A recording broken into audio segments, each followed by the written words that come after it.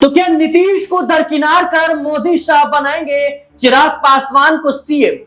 क्या चिराग पासवान होंगे बिहार के अगले मुख्यमंत्री? क्या नीतीश कुमार का खेल बिगाड़ेंगे चिराग पासवान? दर्शकों, चिराग पासवान इन दिनों जिस तरीके से बयानबाजी कर रहे हैं, उसके बाद सवाल उठने लगे हैं कि क्या मुख्यमंत्री बनने की तैयारी चिराग पासवान कर रहे हैं। दर्शकों, आपको बता दें कि बीजेपी सांसद मनोज तिवारी का बड़ा बयान सामने आया है, जहां एक तरफ चिराग पासवान इस बात को कह रहे हैं कि मैं केंद्र की राजनीति छोड़कर बिहार की राजनीति में आना चाहता हूं, मैं केंद्र की राजनीति में ज्यादा दिलचस्पी नहीं रखता, मैं बिहार की राजनीति करना चाहता हूं, बिहार के लिए काम करना चाहता हूं। तो वहीं दूसरी तरफ मनोज तिवारी ने कह दिया है कि हम चिराग पासवान के फैसलों का स्वागत करते हैं और सम्मान करते हैं, आने वाले समय में उन पर विचार किया जाएगा। ऐसे में बड़ा सवाल यह है कि जो खेल एकनाथ शिंदे के साथ महाराष्ट्र में हुआ, वही खेल अब नीतीश कुमार के साथ होगा। यानी भारतीय जनता पार्टी मजबूत स्थिति में आती है तो इन छोटे छोटे सहयोगी दलों को अपने पाले में लाकर क्या नीतीश कुमार को दरकिनार करने का काम करेगी, क्योंकि नीतीश कुमार को लेकर जिस तरीके से भारतीय जनता पार्टी में उलझन देखी जा रही है, ऐसे में कुछ भी नहीं कहा जा सकता कि क्या वाकई में मोदी और शाह चाहते भी हैं कि नीतीश कुमार मुख्यमंत्री हो। और चिराग पासवान अचानक से क्यों इस बात को कह रहे हैं कि मैं केंद्र की सत्ता में भागीदार हूं, राज्य की सत्ता में भागीदारी मेरी नहीं है, हालांकि एनडीए का हिस्सा हूं इसलिए मैं समर्थन करता हूं। और फिर चिराग पासवान के जीजा अरुण भारती ये क्यों कहते हैं कि चिराग पासवान को अगर राज्य में बड़ी जिम्मेदारी दी जाती है तो वो निश्चित तौर पर बिहार की राजनीति करेंगे। यानी केंद्रीय मंत्री के लिए आखिर उससे बड़ा पद राज्य की राजनीति में क्या हो सकता है? क्या उनकी नजर मुख्यमंत्री की कुर्सी पर है? क्या उनकी नजर डिप्टी सीएम बनने की है?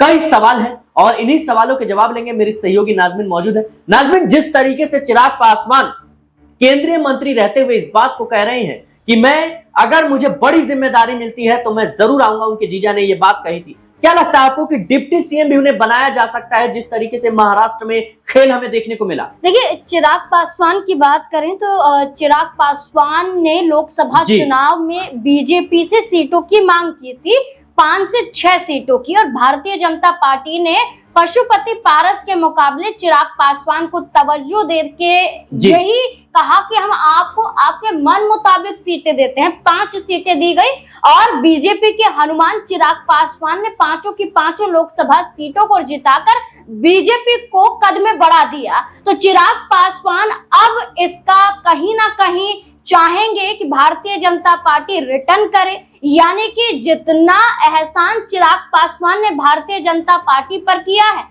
उसका कम से कम 2% तो चिराग पासवान को मिलना चाहिए। जब पशुपति पारस को हटा सकती है भारतीय जनता पार्टी चिराग पासवान के मुकाबले, तो चिराग पासवान की इन बातों को माना भी जा सकता है। देखिए, चिराग पासवान प्रदेश में चुनाव लड़ने की बात करते हैं, कहते हैं उन्हें केंद्र में नहीं बल्कि उन्हें उनका प्रदेश बुला रहा है, रह रहकर कहते हैं कि विधानसभा चुनाव लड़ने की इच्छा है, एक ना एक दिन हमारी लोजपा भी सत्ता में जरूर आएगी और मुझे राज्य की राजनीति में दिलचस्पी है, ना कि केंद्र की राजनीति में। यानी कि वो खुद संकेत दे रहे हैं और इस संकेत में उन्होंने जीतन राम मांझी को भी चैलेंज कर दिया है कि अगर आप सीएम चेहरे का दबाव बीजेपी पर डाल रहे हैं, यानी कि एनडीए से आपका मोह भंग हो गया है, सीटों का दबाव डाल रहे हैं, यानी कि आप बीजेपी से गठबंधन तोड़ना चाहते हैं। यानी कि जीतन राम मांझी को भी चिराग पासवान ने चेता दिया कि उनके मुकाबले कोई और विकल्प यहाँ पर खड़ा नहीं हो सकता है।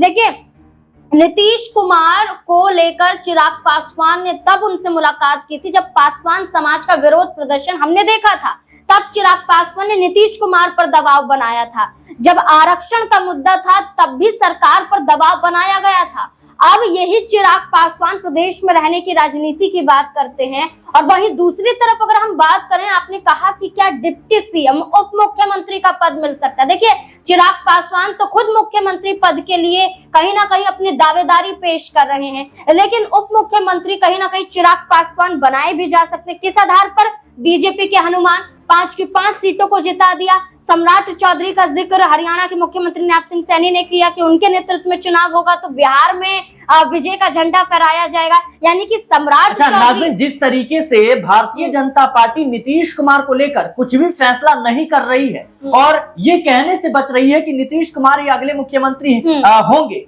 क्योंकि देखा जाए तो जिस तरीके से कई ऐसे बीजेपी के नेता हैं, कोई कहता है उन्हें भारत रत्न दे दिया जाए, कोई कहता है उन्हें उप प्रधानमंत्री बना दिया जाए, कोई कहता है संसदीय वोट तय करेगा, कोई कहता है कि भाई सम्राट चौधरी बनेंगे मुख्यमंत्री। तो क्या लगता है आपको कि महाराष्ट्र में जिस तरीके से एकनाथ शिंदे के चेहरे पर चुनाव लड़ा गया, लेकिन जैसे ही भारतीय जनता पार्टी मजबूत स्थिति में आती है, यानी उसको लगता है कि ये छोटे छोटे दल अगर मदद कर दे तो सरकार बन सकती है, तो उन्होंने एकनाथ शिंदे को साइडलाइन कर दिया। क्या वही खेल अब बिहार में होगा और चिराग पासवान अगर अच्छी खासी सीटें जीत लेते हैं तो उन्हें डिप्टी सीएम का भी जो पद है वो मिल सकता है, और बीजेपी तो हमेशा से चाहती है कि उनका मुख्यमंत्री होना चाहिए। देखिए, बिल्कुल आपने सही कहा कि भारत रत्न देने की बात गिरिराज सिंह यानी कि भाजपा के सांसद द्वारा करना हो।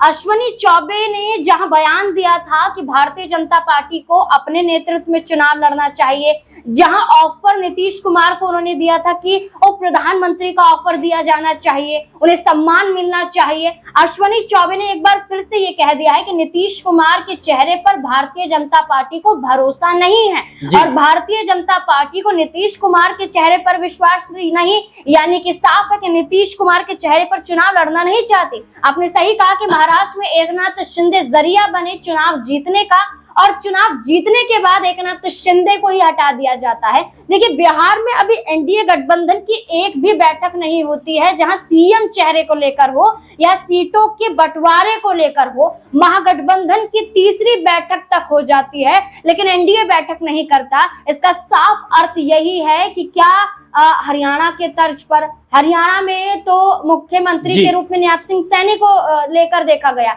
लेकिन हम दिल्ली की बात करें, हम महाराष्ट्र की बात करें तो बीजेपी ने कहा कि हम चुनाव परिणाम के बाद सीएम चेहरा तय करेंगे, अभी नहीं करेंगे। और भारतीय जनता पार्टी ने उस राज्यों में ही बड़ा फेरबदल कर दिया। तो क्या लगता है आपको कि चिराग पासवान कहीं ना कहीं इस खेल को समझ रहे हैं कि बीजेपी नीतीश कुमार को तो मुख्यमंत्री नहीं बनाने वाली, और यही वो बड़ी वजह है कि वो केंद्रीय मंत्री पद छोड़कर बिहार की राजनीति यानी विधायक बनना चाहते हैं। सोचिए कि केंद्रीय मंत्री अगर विधायक बनने की बात कह रहा है तो क्या पर्दे के पीछे बड़ा फेल हो रहा है? देखिए, बिल्कुल ना सिर्फ वो विधायक रहने की बात कर रहे हैं बल्कि वो बड़े पद की बात कर रहे हैं।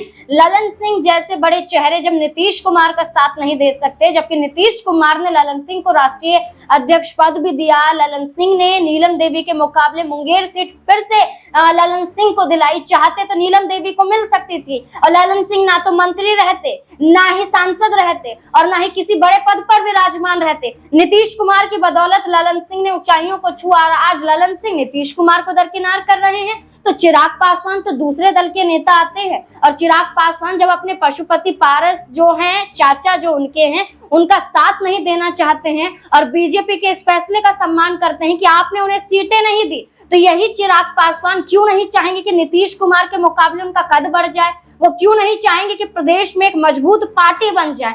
केंद्र स्तर पर तो उन्होंने दिखा दिया अपनी ताकत, और वो राज्य स्तर पर अपनी ताकत दिखाने की कवायद में जुट चुके हैं सिराज। जहां तक मुझे लगता है कि चिराग पासवान बड़े पद की ललक में भारतीय जनता पार्टी को रह रहकर चुनौतियां भी दे रहे हैं, चाहे वो ये कह दे कि हम उस विचारधारा के साथ नहीं रहेंगे अगर भारतीय जनता पार्टी एक धर्म के बारे में सोचेगी। चिराग पासवान ने चेता दिया कि हिंदू मुस्लिम को लेकर कब तक उत्तर प्रदेश में बवाल होगा। चिराग पासवान ने चेता दिया कि हम जातीय जनगणना को सार्वजनिक रूप से उनके आंकड़े नहीं पेश करेंगे। यानी कि चिराग पासवान ने कहा कि अगर आप हमारे बारे में नहीं सोचेंगे तो हम आपके बारे में नहीं सोचेंगे। तो यहाँ पर बीजेपी को मजबूरन चिराग पासवान के लिए बड़ा फैसला लेना पड़ सकता है। जाहिर सी बात है दर्शकों कि जिस तरीके से चिराग पासवान लगातार नीतीश कुमार और भारतीय जनता पार्टी पर दबाव बनाने की कोशिश कर रहे हैं, इससे साफ जाहिर होता है कि उनके मन में कुछ और चल रहा है, और ऐसा खेल वो कर सकते हैं जो नीतीश कुमार को सत्ता से बाहर का रास्ता भी दिखा सकता है। फिलहाल इस मुद्दे को लेकर आपकी क्या राय है हमें कमेंट बॉक्स में जरूर बताएं। देश और दुनिया की तमाम खबरों के लिए बने रहें नेक्स्ट 9 न्यूज के साथ।